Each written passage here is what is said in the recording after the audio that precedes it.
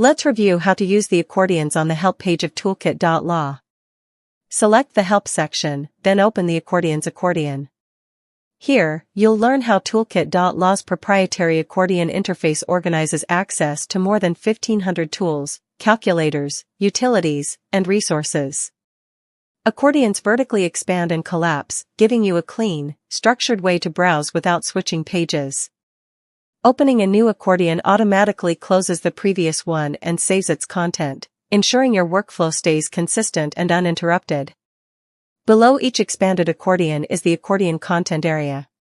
This is where you access your tools, calculators, webinars, and additional content organized for both professional and personal use.